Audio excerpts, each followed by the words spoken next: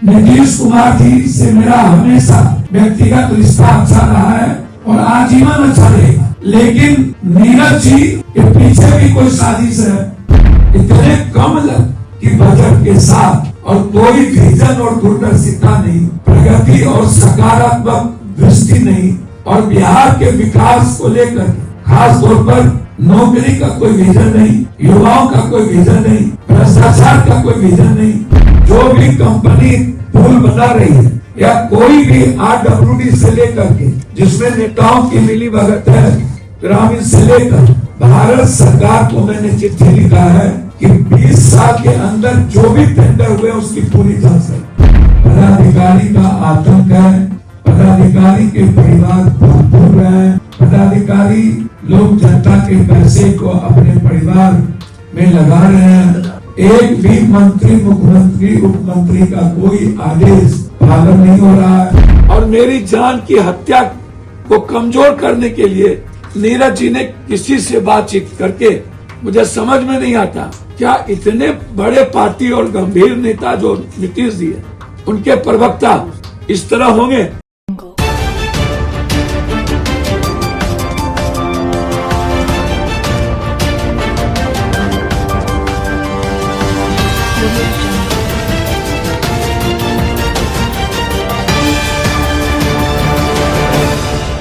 पूर्णिया सांसद पप्पू यादव ने अपने प्रेस कॉन्फ्रेंस में राज्य सरकार, प्रशासन और नेताओं पर तीखे सवाल खड़े किए हैं। उन्होंने आरोप लगाया कि उप मुख्यमंत्री खुद फाइलों की मांग करते हैं लेकिन उन्हें उपलब्ध नहीं कराया जाता। जब वे इन मामलों पर सवाल उठाते हैं तो कहा जाता है कि फाइलें जल चुकी है। उन्होंने सिंघला कंपनी का जिक्र करते हुए दावा किया कि ये कंपनी कई राज्यों में ब्लैक लिस्टेड है, फिर भी इसे बिहार में टेंडर मिल रहे हैं। उन्होंने आरोप लगाया कि टेंडर प्रक्रिया में अधिकारियों, नेताओं और बिचौलियों की मिलीभगत है। पप्पू यादव ने कहा कि बिहार में अधिकारी उप मुख्यमंत्री विजय सिन्हा के निर्देशों की भी अनदेखी कर रहे हैं, जिससे ये साफ होता है कि प्रशासन पर किसी का नियंत्रण नहीं है। उन्होंने साफ कह दिया कि यदि उप मुख्यमंत्री के आदेशों की अवहेलना हो रही है तो उन्हें इस्तीफा दे देना चाहिए। उन्होंने ये भी आरोप लगाया कि विधानसभा में असली मुद्दों पर कोई बहस नहीं होती, क्योंकि सत्ता पक्ष और विपक्ष दोनों ही अंदर खाने मिले हुए हैं। उन्होंने कहा कि सभी नेता एक दूसरे की गलतियों को जानते हैं लेकिन उन्हें छिपाने का काम करते हैं। उन्होंने बिहार के बजट को लेकर भी असंतोष जताया और कहा कि इस बार बिहार को न्यूनतम बजट मिला है। उन्होंने आरोप लगाया कि इस बजट में न तो कोई विजन है और न ही युवाओं के लिए कोई रोजगार नीति बनाई गई है। उन्होंने पप्पू यादव ने यह भी खुलासा किया कि उन्हें लॉरेंस बिश्नोई गैंग की ओर से धमकी मिली है और इस संबंध में उन्होंने शिकायत दर्ज कराई थी। उन्होंने कहा कि जेडीयू प्रवक्ता नीरज कुमार ने उनके खिलाफ साजिश रचते हुए एक युवक को झूठी गवाही देने के लिए तैयार किया था। पप्पू यादव ने इस प्रेस कॉन्फ्रेंस में उस युवक को भी पेश किया जिसने उनके खिलाफ झूठा बयान दिया था। युवक ने बताया कि उसे जेडीयू कार्यालय बुलाकर बयान देने की ट्रेनिंग दी गई थी और उसे कहा गया था कि वो झूठा बयान देकर पप्पू यादव के खिलाफ केस अपने ऊपर ले ले। इस कबूलनामे के बाद पप्पू यादव ने मांग की कि इस पूरे षड्यंत्र के निष्पक्ष जांच होनी चाहिए और दोषियों पर कड़ी से कड़ी कार्रवाई की जानी चाहिए। उन्होंने दावा किया कि इसके सीसीटीवी फुटेज भी मौजूद है जो इस साजिश को उजागर कर सकते हैं। सारे आप बड़े लोग हैं और नीतीश कुमार जी को बदनाम मत करिए। नीतीश कुमार जी से मेरा हमेशा व्यक्तिगत रिश्ता अच्छा रहा है और आजीवन अच्छा रहेगा, लेकिन नीरज जी के पीछे भी कोई साजिश है। नीरज जी से आग्रह करेंगे कि आप भी मंदिर में जाके सौगंध करिए और इस लड़के को सामने लाई, आप भी बैठी।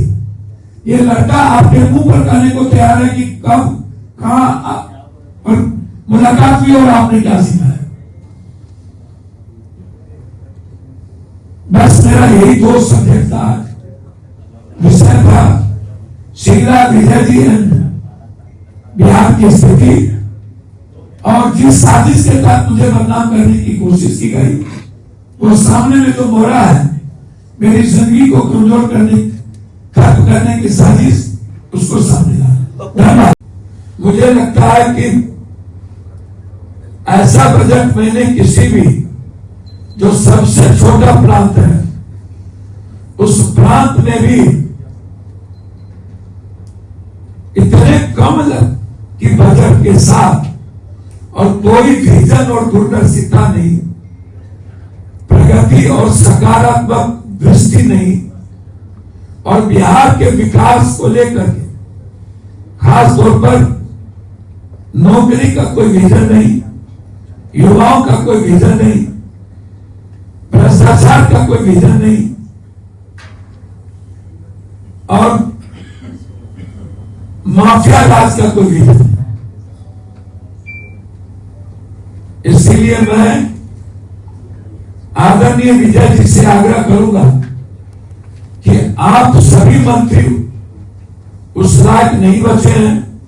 लगभग मंत्री वसूली कर रहे हैं, लोगों से पैसा वसूल रहे हैं, लगभग, चाहे वो पीएचडी, चाहे वो आरयू, सभी टेंडर में पैसा वसूल किए मंत्रियों को पदाधिकारी के द्वारा भेजा जाता है। हेडक्वार्टर में जितने पदाधिकारी हैं, चीफ इंजीनियर और डिप्टी सेक्रेटरी रैंक, सब वसूली में लगे हुए हैं, क्योंकि सदन में एक दूसरे से सब मिले हुए, सदन में मुद्दों पर बात नहीं होती। इस प्रदेश की स्थिति अच्छी नहीं है, हालात अच्छे नहीं है, क्योंकि सब एक दूसरे के चोरी के बारे में जानते हैं।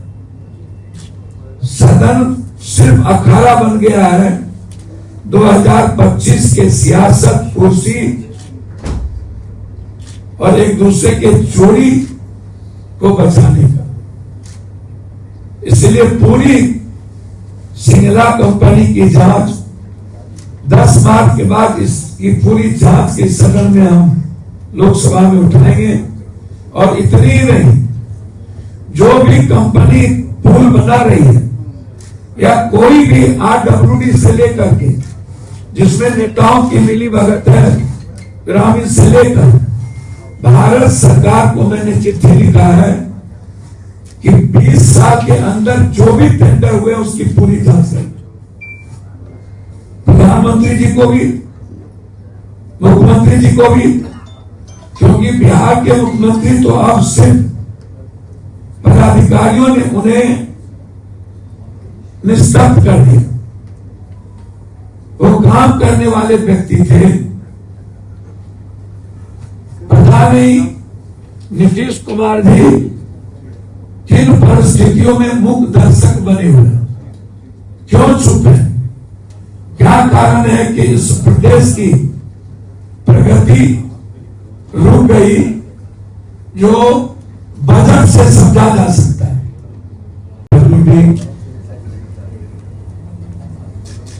चाहे ग्रामीण, लगभग जो टेंडर हो रही है उसमें सब के सब नेता, बिचौलिया और पदाधिकारी के मिली भगत। मेरा मानना है कि यह प्रदेश कंप्लीट रूप से पदाधिकारियों के रामों कर्म पर जिंदा है। पदाधिकारी का आतंक है, पदाधिकारी के परिवार भूल रहे हैं, पदाधिकारी लोग जनता के पैसे को अपने परिवार में लगा रहे हैं। एक भी मंत्री, मुख्यमंत्री, उपमंत्री का कोई आदेश पालन नहीं हो रहा है। जब डिप्टी सीएम का फाइल मंगाना कोई नहीं सुनता, तो मेरा एक नेक सलाह होगा विजय बाबू को कि अविलंब आपको इस्तीफा करना चाहिए और जनता में मैसेज देना चाहिए कि जब हम अपनी मंत्री खुद अपनी रक्षा नहीं कर सकते, तो इस प्रदेश के 13 करोड़ लोगों की रक्षा अब नहीं हो सकती। याद होगा एक लड़का जिनका नाम राम बाबू आरा, इनको लेकर के हमारे मित्र जो बहुत अच्छे हैं, नीरज जी एक ईमानदार एसपी पर प्रेशर देके पूर्णिया में उन्होंने जो प्रेस कॉन्फ्रेंस किया था, इनको नीरज जी जदयू ऑफिस में बुलाए, सीसीटीवी फुटेज है उस तारीख के पहले की, जदयू ऑफिस में बुलाकर इन्हें ट्रेनिंग दी गई और वहीं सिक्योरिटी हॉल में मेरे खिलाफ एक वीडियो इनसे बनाया गया जदयू ऑफिस, और वहीं से हमको धमकी दी गई। कहा यह गया कि पप्पू यादव के धमकी को डाइवर्ट करने के लिए तुमको ये काम करना है। नीरज जी ने 2 लाख रुपया के साथ और उन्होंने इन्हें चुनाव लड़वाने की बात की। कोई एक राजद के नेता है, क्या नाम है? हरिकांत सिंह चिक्कू सिंह माइक काम चिक्कू सिंह ऐसे ही बोलिए सर।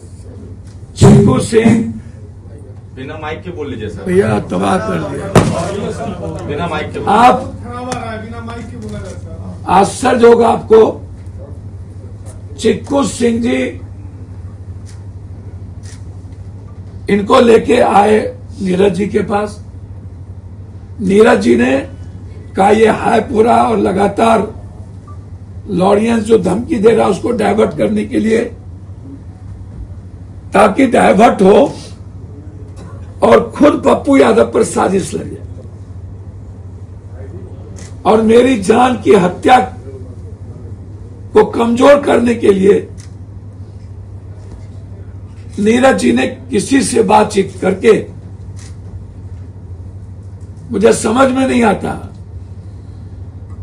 क्या इतने बड़े पार्टी और गंभीर नेता जो नीतीश जी है उनके प्रवक्ता इस तरह होंगे। इनको यहां के बाद धमकी दिलवा करके छोड़ दिया गया। उसके बाद एसपी पूर्णिया को फोन करके इनका मोबाइल नंबर दिया गया, इनसे बातचीत किया वहां के पदाधिकारी, यहां आए गए, आधा घंटा इनको मात्र लॉकअप में रखा गया और इनको कहा गया कि मैं जो जो प्लान करता हूं वो आप बोलिए। पप्पू यादव जी के अमुक आदमी का नाम लीजिए कि पटना में हमें मिले थे, नहीं तो जेल में बंद कर देंगे। गाली गलौज की गई। एसपी साहब पर पटना से प्रेशर दिया गया कि आप वहां पर यह प्रेस कॉन्फ्रेंस करें।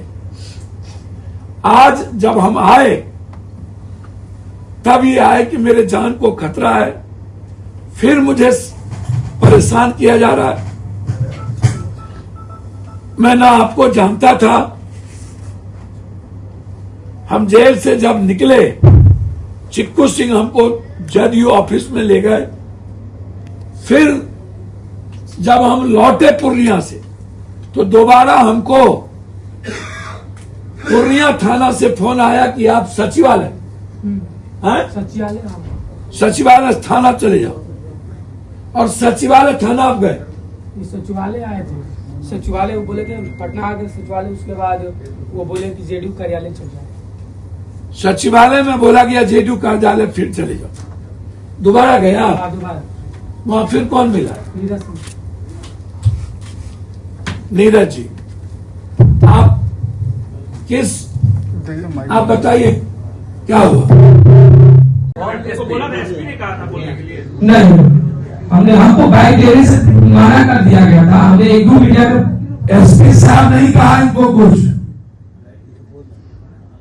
एसपी साहब को जैसे यहां से बताया गया, इनको मीडिया से बाहर देने रोका गया, नहीं दिया गया, और जो यहां से कहा गया वहां उनका नाम प्लॉट लेके किया गया। आप इनसे ये पूछे राजेश से कभी मिले, कहां मिले, क्या मिले? कभी मिले राजेश? नहीं, बिल्कुल नहीं। राजेश साधु जी से कहीं भी मिला भी नहीं ना, मैं तो खुद कर उनको भी देखा भी नहीं, ना पहचानता हूँ। एसपी ने क्या कहा था आपसे? एसपी साहब ने क्या कहा था? एसपी पता नहीं जो प्रेस सर्वेंट्स किए अब क्या किए वो खुद अपने मन से किए। तो आपको थाना ले गए होंगे तो कुछ तो बोले होंगे ना? नहीं, हमसे तो कुछ नहीं, हमको यहाँ से गिरफ्तार करके बदलू से वहाँ आधा घंटा तक जेल में रखा गया। उसके बाद 8 बजे से लेके 1 बजे रात तक बैठाया गया। लॉरेंस बिश्नोई का नाम सुने?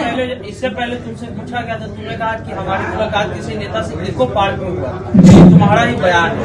आज तुम इस बयान से जो है दूसरा बयान में, तो कैसे तुम पे भरोसा करें? सर बिल्कुल, हम पहले भी डरते थे कोई कुछ नहीं कर सकते हैं, इसलिए बाद में मीडिया में एक मीडिया का हमने इंटरव्यू दिया था, मैं माफी भी मांग रहा हूँ, तो मैं डर कर भी मैंने बयान दे दिया था। अभी आप पप्पू यादव के डर के मारे तो ऐसा नहीं कह रहे हैं? नहीं, ऐसा कोई नहीं, लेकिन पूरा विश्वास है कि मैं सांसद जी को धमकी दिया था, वो इनके नेताओं के द्वारा नहीं, किसी के कहने पर ये जो जेडीयू के जो एमएलसी है नीरज सिंह जी उनके, इसलिए मैं जनता के बीच और समाज के बीच में। लॉरेंस बिश्नोई का नाम? हरिकांत सिंह ने जो है उन्होंने ले गया था और हमको बोले कि ये काम करो, नीरज सिंह जी जो है रेस्क्यू आए तो पहले बोले पर्चे पट्टा करवाए कि एक लड़का है तो पूछा, और बोले कि नीरज सिंह जी के काम करो तुम्हारा भविष्य भी बन जाएगा, और एक काम करो कि लॉरेंस बिश्नोई का लड़ाई चल रहा है उसी के नाम से पूर्णिया के सांसद पप्पू यादव को धमकी दे। हमने भी बोला था कि सर नहीं देंगे, वो बड़े आदमी आप पढ़ते, उन्होंने आश्वासन दिया था कि नहीं कुछ नहीं होगा तुमको। तो वो लोग जैसे ट्रेनिंग दिया गया उनके द्वारा सिखाया गया कि लॉरेंस बिश्नोई के ही नाम से लेना है, जो चल अपन सुनिए भैया, मैं भगवान की समझ कहता हूँ कि आज के पहले मैं इनको कुछ नहीं जानता। आज सुबह ये मेरे जब 5 बजे आए, मुझे जिस मंदिर मस्जिद में दर्शन किया रही थी और मैं सब चीज भूल चुका था, मुझे कोई लेना देना नहीं। लेकिन मैं ये पहले भी कहा था कि मेरी जिंदगी को खत्म करने वाले विषय को डाइवर्ट करने की कोशिश लगातार बिहार में कुछ लोग कर रहे, और इसी साजिश का ये मोरे का ये हिस्सा। आप इनके 2 बार जेडी ऑफिस गए, एक बार जब छोड़ा गया उसके 1 महीने बाद, और एक बार बाद में, और दूसरा इनका मोबाइल और इनका सिम निकाल दीजिए जो सीट है। इनसे किससे चीकू से कितने बार बात हुई, चीकू कैसे ले गया वो जांच कर लीजिए। क्या एसपी ऑफिस पूर्णिया में कौन नेता आया था? जेडीयू के नेता का नाम नहीं, लेकिन वो जेडीयू के नेता थे, उनके साथ 2 सिक्योरिटी गार्ड था। कैसे समझे कि जेडीयू के नेता थे? अब सब्जेक्ट नहीं, जो हम लोग जैसे हम तो न्यूज देखते हैं तो पता चलता है ना, कुछ शकल से चेहरा देखकर आप पहचान? हाँ, शकल से तो हम पहचानते ही है। 2 लाख रुपया फिर नहीं मांगे आप? नहीं, वो पैसा जो है वो आरजेडी के नेता को शायद पता है क्या जो अपने किए हैं, वो वीडियो जो है जेडीयू दफ्तर में बनाया। जेडीयू दफ्तर में कहा? वो बदल में वो कहते हैं लोग गाड़ी कानून है, तो गाड़ी कानून होता है। नीरज बाबू से कहाँ मिले? जेडीयू दफ्तर। कहाँ? पहली बार कहाँ मिले? जेडीयू दफ्तर चेंबर में बैठते हैं। जेडीयू दफ्तर उसके पहले आप कभी गए थे? नहीं, उसके पहले कभी नहीं गए? नहीं। ले कौन गया था आपको? वो आरजेडी के नेता थे, पूरा नाम क्या? चिक्कू सिंह। चिक्कू सिंह, हरिकांत सिंह। मेरा नाम राम बाबू यादव है, जो कि मैं भरतपुर जिला के शाहपुर प्रखंड के डुमरिया गाँव के रहने वाले हैं। वो कहाँ के हैं? वो हरिकांत सिंह, वो वैशाली के हैं। वैशाली के? जी। तुम्हारा बिश्नोई गिरोह से कोई लेना देना है? मेरा कोई लॉरेंस बिश्नोई से मेरा कोई लेना, मैं उनको जानता हूँ। तो फिर धमकी में बिश्नोई का नाम क्यों लिया था? जैसे जैसे सर बोला गया था जेडीयू और आरजेडी के नेताओं के द्वारा नीरज जी बताए ट्रेनिंग दिया गया, जो चल रहा था ट्रेनिंग जेडीयू के नेताओं और आरजेडी के जो चिक्कू सिंह हरिकांत सिंह है उन्होंने दिया। अच्छा, ट्रेनिंग जब दी गई थी तो कह रहे हो कि तुम्हारे जेडीयू दफ्तर में आने जाने का जो है क्या 2 लाख रुपया आपको मिला था? नहीं, बिल्कुल 2 लाख रुपया आपको नहीं, 2000 रुपया के जो चला था न्यूज में भी वही मिला है। और जो पैसा नीरज सिंह जी हमसे पूछे हैं कि पैसा मिल गया है, तो आरजेडी के नेता ने पैसा को रख लिया। आरजेडी के नेता नीरज जी ने आपको ही क्यों चुना? नीरज सिंह और आरजेडी के नेता ने क्या कहा, हुबहू लाइन बताओ। पहले कि जेडीयू के नेता से मेरा कोई संबंध नहीं। नीरज सिंह ही क्यों चुना? लेकिन आपको ही क्यों चुना? देखिए, पहले आप पटना में गदनीबाग में आते थे, पढ़ाई करते थे 2-3 साल पहले, तो इको पार्क में मेरा मुलाकात आरजेडी के नेता से हुआ था, चीकू सिंह से। उन्होंने ही हमको वहां ले गए नीरज सिंह के पास। नीरज सिंह ने क्या कहा तुमसे? नीरज सिंह और पप्पू यादव को धमकी दो, क्या बोला? हाँ, ये बोले कि बिश्नोई के नाम से ही तुमको धमकी देना है और एक वीडियो बनाओ। तो जेडीयू दफ्तर मैंने वीडियो बनाया जो घर का ही था। चिक्कू का कोई फोटो है तुम्हारे पास? जिस मोबाइल में मेरा फोटो और मोबाइल नंबर है वो पुलिस ने जब्त कर लिया है। पूर्णिया पुलिस रखा हाँ, पूर्णिया पुलिस ने रखा है। क्या दिक्कत हुई? क्या पप्पू यादव के पास आ गए फिर से कि मुझे बचाओ? क्या हुआ है? ऐसे क्या दिक्कत हो गई? फिर से आपको क्या अनबन हो गई? मेरे चारों तरफ से हमको धमकियां मिल रहा था, मेरे समाज ने हमको भी कुछ बोल रहा था और फिर से चुनाव के बाद हमको दबाव दिया जा रहा था कि मान के चलो कि हम पटना में रहते हैं। जो चश्मा पहले उसका नाम नहीं जान रहा है, संतोष पुजारी क्यों नाम है, लेकिन वो भी लोग आए थे और राजा गया तो हम तो खुलेआम जो मीडिया में था वहां जो बैठ लोग लिए थे हम बताए थे, लेकिन वो वहां दबा दिया गया। आप जानते नहीं ना वो कौन थे, तो फिर उसका नाम क्यों ले रहे? नेता को आए, हम नेता को आए थे। उसके बाद फिर एसपी ने अपने तरीके से प्रिंस किए और हमको तो बेल दिए जेल थाना से ही। तो मेरा मोबाइल भी जब्त कर लिया गया, मैं मोबाइल मांगा तो नहीं दिए और बोले कि अगर सच्चाई को सामने लाओगे तो हमको गाली गलौज और उल्टा शब्द भी बोला गया जो हम नहीं रख सकते हैं। और फिर उसके बाद थाना से ही हमको फोन आया 1 महीना पहले कि पटना आओ। मैं पटना आया तो फिर हम कहा कि सर कहाँ आओ? पटना तो हमें पहुंच चुका सचिवालय। तो बोले जेडीयू दफ्तर चल जाओ। तो मैं गया तो चुनाव का जो मसला है तो नीरज सिंह जी खुद कहे तुम चुनाव लड़ो। तो इसलिए हम बोले कि मेरा उम्र क्या हो रहा है, हमको फंसाया जा रहा है और मेरी जान का भी खतरा है। तो मेरी सरकार से भी कहूंगा और सांसद जी से भी मैं कहा कि सांसद जी से भी माफी मांगा कि मैंने गलती किया, आप माफ कीजिए। और अपने समर्थकों से चाहे जो मेरा ही जाति के लोग जो हमको दबाव देते थे, गाली गलौज होता था, इसलिए मैं महसूस कर रहा था अपने आप को गलती किया कि मेरे सिखावला में मैंने गलती कर दिया। लेकिन वो लोग हमको 2 लाख रुपया और भविष्य में नेता बनाने का बात नीरज सिंह जी ने खुद कहा था अपने मुंह से। वहाँ सीसीटीवी फुटेज है इनके जाने का आने का। मैं वहाँ 2-3 बार गया और वहाँ के जो एमएलसी है जेडीयू के नीरज सिंह जी से जब वीडियो बनाने गए थे, बुलाए थे तब, और जेल से आने के बाद फिर हम नीरज सिंह जी से मिले थे। तो मैं दूसरा जो बार मिले तो वो कहे कि तुम एक काम करो, चुनाव की तैयारी करो, तुम चुनाव लड़ो। हमने कहा ठीक है सर, कहाँ से? तो बोले राघोपुर से। तो मैं इसलिए बोला हूँ कि मेरा उम्र क्या हो रहा है आप लोग बताइए। मैं गरीब परिवार से आता हूँ, मैं यादव परिवार से आता हूँ और मेरा उम्र भी नहीं है और मेरी जान की भी खतरा है। तो मैं ये भी कहना चाहता हूँ कि मैं अपने नेता जो हमें समाज के एसपी रंग यहाँ ले गए तो एसपी जैसे हमको 1 तारीख को रात में 10 बजे भरतपुर थाना ने पकड़ा। 2 तारीख को पूर्णिया एसपी के जो थाना है वो हमको ले गए। वहाँ हम 7 बजे रात को पहुंचे तो हमको आधा घंटा रखा गया जेल में। उसके बाद हमको 8 बजे से लेके रात 1 बजे तक बैठाया गया और किसी नेता, पता नहीं कौन नेता थे जो आए थे, वो जेडीयू के नेता थे। कुछ दिन पहले मैंने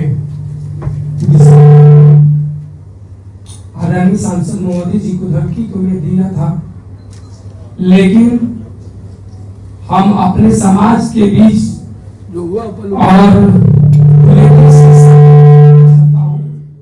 कि जो घटना हुआ सांसद महोदय के किसी के नेताओं का हाथ नहीं था, बल्कि ये प्रशासन और जेडीयू और आरजेडी का हाथ था। और 1 दिसंबर को दिन में जो घटना जिससे हुआ उसको मैं बता रहा हूँ कि पहले हमको पटना बुलाया गया आरजेडी नेता के द्वारा और फिर चीकू सिंह जो है आरजेडी के नेता है, उन्होंने हमको जेडीयू दफ्तर ले गए और वहां के प्रवक्ता है जेडीयू के नीरज सिंह जी, उनसे मिलवाए। तो नीरज सिंह जी ने हमसे मिलके बोला कि काम करना है, तुम्हारा भविष्य भी बदल जाएगा। ऐसा कह रहे हो ना? तो उसमें वो फुटेज कहाँ है और कब का है? तो नहीं ना दिया है, इस तरह का बोलना है। नहीं, बिल्कुल ऐसा कोई बात, ऐसा अच्छा, तुम पे कैसे यकीन किया जाए? एक बार तुमने माननीय सांसद सुनिए, इन पर यकीन ऐसे ही किया जाए कि सीसीटीवी फुटेज उस तारीख का निकलवा दो।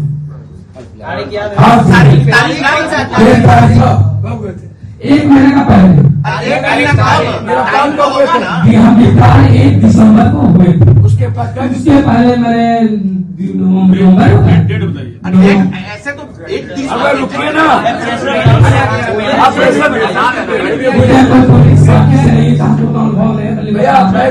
गिरफ्तारी के कई दिन पहले, गिरफ्तारी से पहले 5 दिन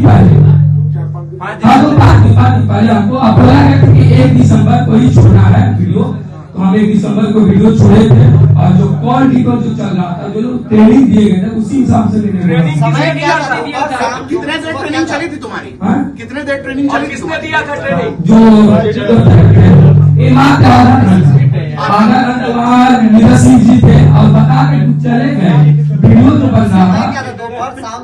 अकेले ना सुनिएगा, कब समय वही 12 बजा दोपहर।